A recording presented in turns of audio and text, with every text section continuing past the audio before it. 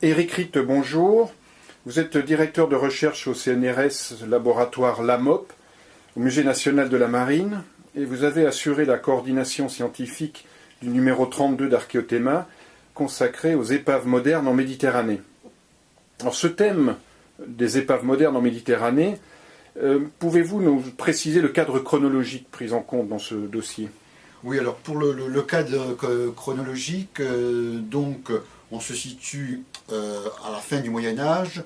En gros, on va commencer à s'inscrire chronologiquement à partir du XVIe siècle.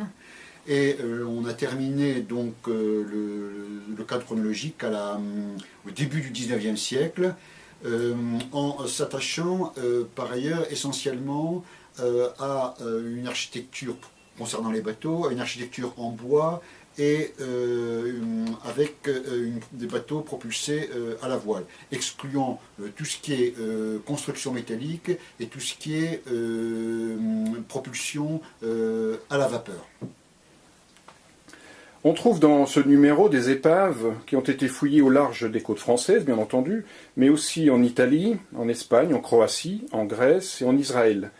J'imagine que cela résulte d'un choix particulier. Pouvez-vous nous parler de ce choix? Qu'est-ce qui a motivé en fait le choix de ces exemples? Alors il y a plusieurs raisons qui expliquent le choix de ces épaves. Alors effectivement, il fallait bien faire un choix, et un choix drastique compte tenu du volume du dossier. Alors il y a plusieurs critères qui ont été pris en compte. Le premier critère qui est un critère d'actualité, c'est-à-dire que la plupart des épaves ou des sites archéologiques, puisqu'il s'agit non seulement d'épaves, mais également de sites archéologiques qui sont pris en compte, c'est-à-dire par exemple des sites de mouillage portuaire. Donc ce premier critère, c'est l'actualité. Ce sont des recherches, soit qui viennent de s'achever il y a un an, soit même qui sont encore en cours et qui n'ont pas été publiées. Donc c'est le caractère, disons, inédit de ces recherches qui a été privilégié. Deuxième aspect, c'était d'essayer d'avoir une vision assez variée de cette archéologie sous-marine de l'époque moderne. C'est-à-dire non seulement des bateaux, non seulement des épaves, et au niveau de ces épaves, d'essayer de montrer la diversité de ces bateaux, du petit caboteur au gros vaisseau de guerre, d'une part, et d'autre part, d'essayer de montrer, à côté des épaves, les autres types de sites archéologiques que sont notamment les mouillages, c'est-à-dire les zones portuaires, qui en général sont des marqueurs archéologiques très importants au niveau des échanges maritimes. Et par ailleurs, j'ajouterai que bien entendu, on a choisi dans un premier temps de rendre compte du panorama un petit peu archéologique au niveau du littoral français, du Languedoc-Roussillon et du littoral de Provence et de Côte d'Azur, mais également des autres grandes, disons, territoire archéologique sous-marin de Méditerranée, à savoir l'Italie, la Grèce, l'Espagne, les côtes de Méditerranée orientale, avec donc un site le long du littoral d'Israël, également du littoral de l'Adriatique. Donc d'essayer de rendre compte de l'ensemble des travaux menés dans le bassin, dans les différentes parties du bassin méditerranéen. Alors, qui dit épave dit naufrage.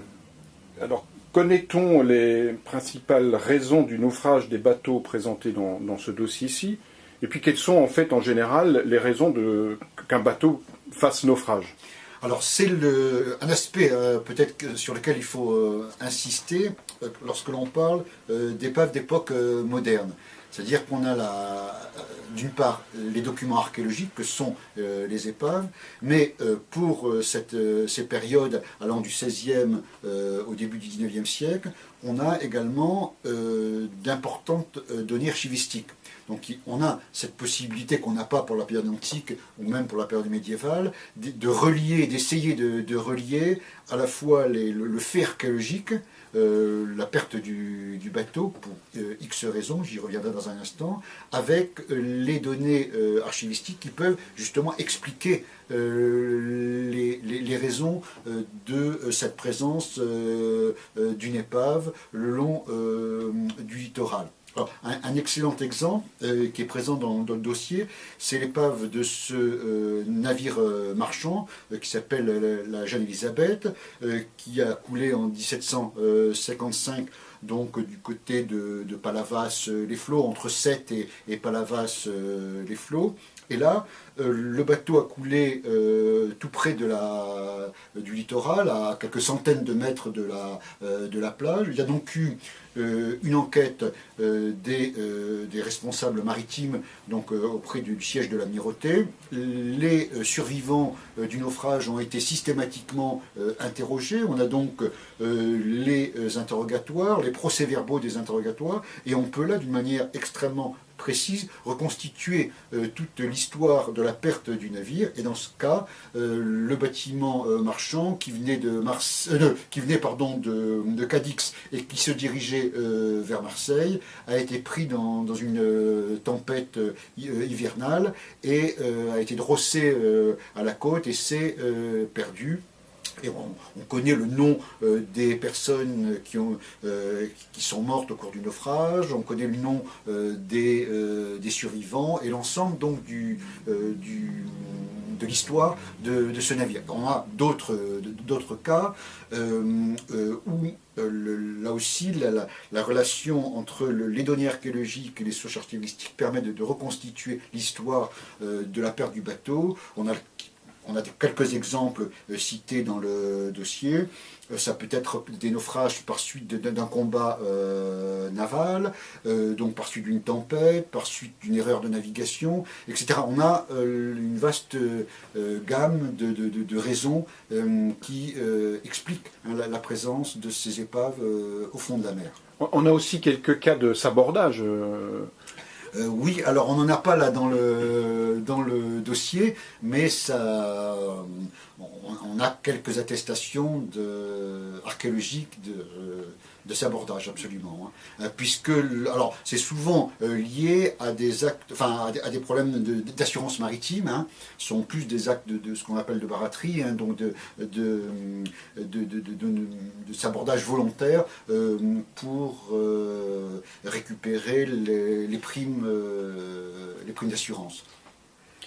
En lisant le dossier, on est frappé quand même par l'extraordinaire richesse des types de bateaux qu'on a retrouvés.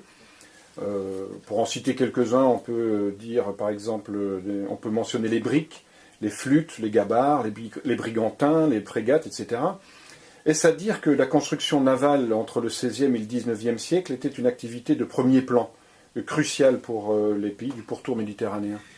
Alors c'est tout à fait vrai, hein, alors, que les échanges par voie maritime ont toujours été, mais ça c'est vrai de l'Antiquité, du Moyen-Âge, de l'époque moderne, ont été des échanges majeurs, hein, puisque le transport de quantités importantes, donc de plusieurs centaines de tonnes de fret par voie maritime, est le mode de transport le plus rentable, et également le plus facile.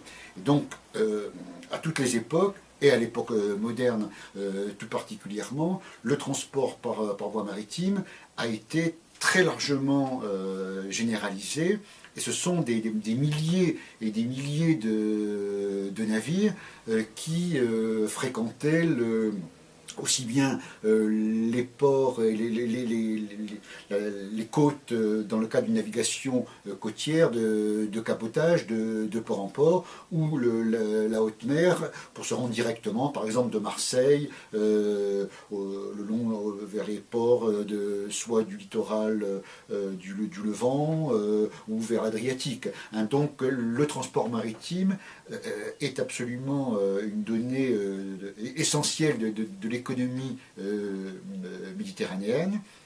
encore une fois, dès l'Antiquité et bien entendu même jusqu'à l'époque actuelle. Ce qui explique les milliers et les milliers de naufrages qui ont été enregistrés.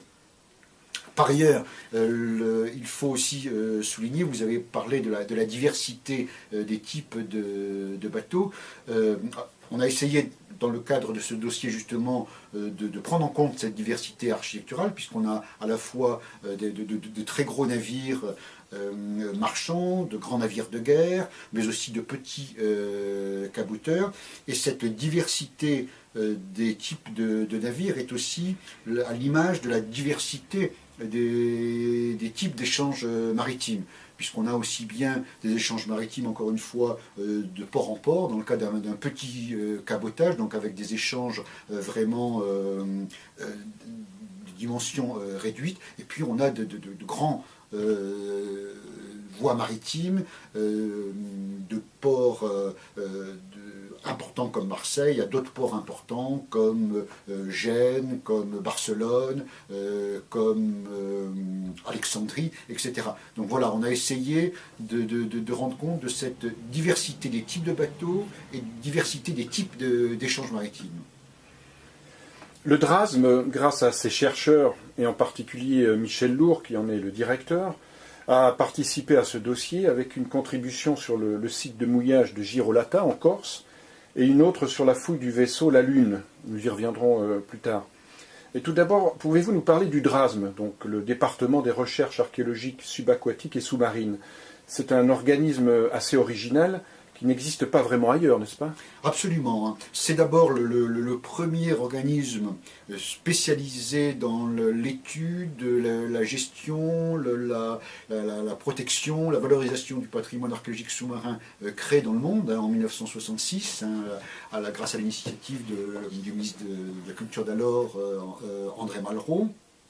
Et c'est un organisme qui aujourd'hui a bien entendu garde toujours son originalité par l'importance de son personnel, par ses qualifications et ses compétences scientifiques, et puis par ses moyens, ce qu'on appelle les moyens à la mer, puisque aujourd'hui le Drasme est le seul organisme au plan international à disposer d'un navire d'intervention spécialisé dans le domaine de l'archéologie sous-marine, donc l'André Malraux. Et c'est donc un organisme qui a en outre l'originalité d'intervenir, et ça c'est lié à l'histoire un petit peu de la France, non seulement dans le domaine maritime public métropolitain, donc le littoral méditerranéen, mais aussi le littoral bien entendu de la Manche, de la mer du Nord et de l'Atlantique, mais aussi intervient outre-mer, aussi bien dans les DOM que dans les TOM. C'est donc un organisme qui a une responsabilité de gestion d'un patrimoine à l'échelle presque de la planète. Alors pour revenir au dossier d'Archéothéma, l'une des contributions, je le disais tout à l'heure, l'une des contributions importantes est celle de Michel Lourd, qui parle de l'épave de la Lune. Pouvez-vous nous dire quelques mots sur cette épave spectaculaire? Alors c'est une épave spectaculaire à différents titres. D'abord, l'épave, qui se trouve à grande profondeur, à près de 90 mètres de fond, est remarquablement bien conservée, tant au niveau de la coque que de son mobilier archéologique. Donc ça constitue, disons, un site archéologique déjà de très grande ampleur et de très grande importance scientifique.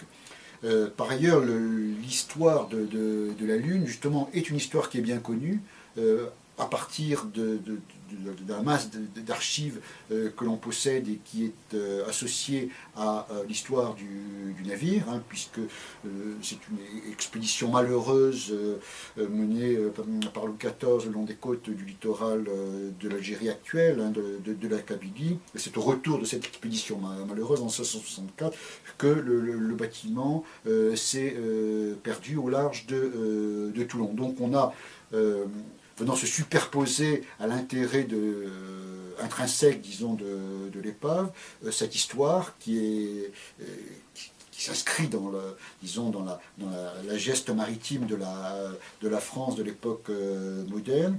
Et puis il y a un troisième aspect, alors là qui est un enjeu plus, disons, qui est à la fois archéologique, mais au niveau méthodologique et au niveau également technologique. C'est un site qui se trouve à 90 mètres de profondeur, donc hors des possibilités de travail avec des plongeurs travaillant à l'air, et donc sont mises en œuvre des techniques d'intervention robotisées, et c'est là un autre enjeu, disons, de cette opération, qui est d'essayer de définir des moyens d'intervention à grande profondeur, et de voir si, avec ces moyens, on peut réaliser une fouille aussi rigoureuse sur le plan scientifique qu'avec des moyens humains. Vous venez d'évoquer les fouilles à grande profondeur. Alors, techniquement, justement, jusqu'à quelle profondeur des archéologues plongeurs peuvent-ils travailler dans de bonnes conditions? Leur faut-il un équipement et des outils spéciaux?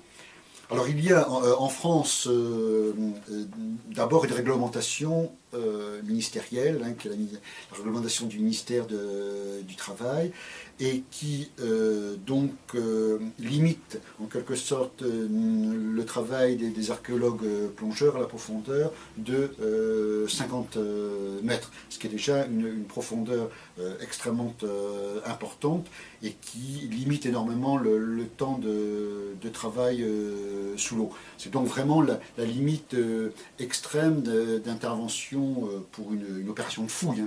Pour une opération d'expertise, on peut bien entendu plonger à plus grande profondeur avec d'autres moyens, mais pour une fouille, c'est vraiment la limite extrême. Et il y a en France très très peu de fouilles qui ont été menées à de telles profondeurs, car le temps de travail sous l'eau est extrêmement réduit. De quel ordre est-il à peu près? C'est par exemple une quinzaine de minutes maximum, et puis ensuite des temps de décompression extrêmement longs. Donc la plupart, disons, des opérations de fouille se trouvent situées dans la tranche de profondeur comprise entre 20 et 40 mètres. On voit d'ailleurs sur les photos publiées dans le dossier des archéologues plongeurs au travail, on voit qu'ils manient en fait des outils qui sont tout à fait similaires à ceux de leurs collègues terrestres. On voit même un archéologue à un moment donné en train de scier un morceau de poutre ou de varangue. Donc au niveau technique, équipement technique, je veux dire, il n'y a pas de particularité précise. Il y a pratiquement, on utilise pour dessiner, on utilise des crayons, on utilise des truelles pour décaper les couches archéologiques, on utilise même les pinceaux parfois pour nettoyer le bois. Donc l'essentiel de l'outillage se retrouverait sur un chantier d'archéologie. Bon, il y a quelques outils quand même qui sont propres à l'intervention sous-marine. En particulier, on utilise des gros aspirateurs qui permettent donc de décaper plus facilement les couches archéologiques, qui sont des aspirateurs à air ou des aspirateurs à eau. Voilà, on utilise comme ça quelques engins, quelques instruments propres au milieu sous-marin, mais pour l'essentiel, tout le travail, disons, archéologique fin fait appel à des instruments tout à fait classiques, encore une fois, le crayon, la truelle, le fil à plomb, le mètre ruban, etc.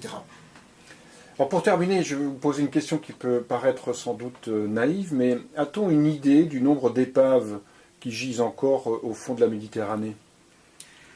Alors on a des inventaires qui sont précis, notamment le Drasme, comme mission, une de ses missions, d'établir la carte donc archéologique des épaves, de même que les autres services, que ce soit en Grèce, que ce soit en Israël, en Égypte, etc. Donc on a une très bonne idée du nombre d'épaves.